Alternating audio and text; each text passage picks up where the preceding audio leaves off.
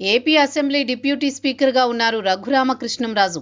అనూహ్యమైన పరిస్థితుల్లో ఆయన తెలుగుదేశం పార్టీలో చేరి శాసనసభ్యుడయ్యారు. తర్వాత డిప్యూటీ స్పీకర్ పదవి చేపట్టారు. అయితే వైసీపీ హయాంలో అదే పార్టీ ఎంపీగా ఉన్న రఘురామ అరెస్టు చేసి చిత్రహింసలు పెట్టారన్న ఆరోపణలొచ్చాయి. దీంతో అప్పట్లో రఘురామ ఫిర్యాదు కూడా చేశారు. అయితే చర్యలకు ఉపక్రమించలేదు. వైసీపీ ప్రభుత్వం ఉండడంతో పట్టించుకునేవారు కరువయ్యారు. ఇప్పుడు కూటమి అధికారంలోకి వచ్చిన తర్వాత కేసు తెరపైకొచ్చింది.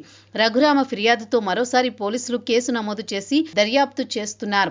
అయితే ఇప్పటికే ఈ కేసుకు సంబంధించి కొంతమంది ఐపీఎస్ అధికారులపై కేసులో చర్యలు తీసుకున్నారు. ప్రధానంగా ఐపీఎస్ సునీల్ కుమార్ పక్కన పెట్టారు. ఆయన రిటైర్ అయ్యేంత వరకు సస్పెన్షన్ లో ఉన్నారు. మరోవైపు కస్టడీ టార్చర్ కేసులో మరో పరిణామం చోటు చేసుకుంది. ఈ కేసులో కీలక నిందితుల్లో ఒకరైన బీహార్ ఐజీగా ఉన్న సునీల్ నాయక్ ను పోలీసులు అరెస్ట్ చేశారు. విచారణకు హాజరు కావాలని గత కొంతకాలంగా పోలీసులు కోరుతున్నా సునీల్ నాయక్ పెద్దగా పట్టించుకోలేదు. దీంతో ఏపీ పోలీసులు బీహార్ వెళ్లి ఆయనను అరెస్ట్ చేశారు. ఈ అరెస్టు విషయాన్ని గుంటూరు ఎస్పీ వకుల్ జిందాల్ ధృవీకరిస్తూ ప్రకటన జారీ చేశారు. 2019 ఎన్నికల్లో వైసీపీ తరపున నరసాపురం నుంచి గెలిచారు రఘురామ.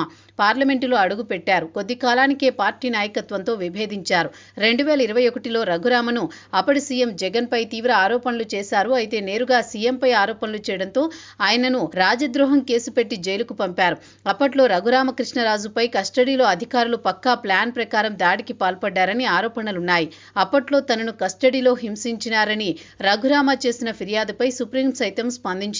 ఆయనకు బెయిల్ ఇవ్వడమే కాకుండా సికింద్రాబాద్ ఆర్మీ వైద్య నిర్ధారణ పరీక్షల్లో సైతం నిజమేనని తేలింది. కానీ అప్పట్లో వైసీపీ ప్రభుత్వం ఉండడంతో నిందితులపై ఎటువంటి చర్యలు లేకుండా పోయాయి. రఘురామను టార్చర్ చేసిన ఆరోపణలు ఎదుర్కొంటోన్న వారిలో ఐపీఎస్ అధికారి సునీల్ నాయక్ ఒకరు. ఈయన 2005 బ్యాచ్ కు చెందిన బీహార్ ఐపీఎస్ అధికారి. వైసీపీ హయాంలో డిప్యుటేషన్పై ఏపీకి వచ్చారు. సిఐడి విభాగంలో అత్యంత కీలక అధికారిగా కొనసాగారు. అప్పట్లో రఘురామరాజును హైదరాబాద్లో అరెస్ట్ చేసి గుంటూరు తీసుకువెళ్లడంలో సునీల్ నాయక్ పాత్ర ఉన్నట్లు విచారణలో తేలింది. రఘురామపై జరిగిన కస్టడీ దాడిలో సిఐడి చీఫ్ పివి సునీల్ కుమార్తో పాటు సునీల్ నాయక్ కూడా ప్రధాన పాత్ర పోషించారని ఎఫ్ఐఆర్లో పేర్కొన్నారు.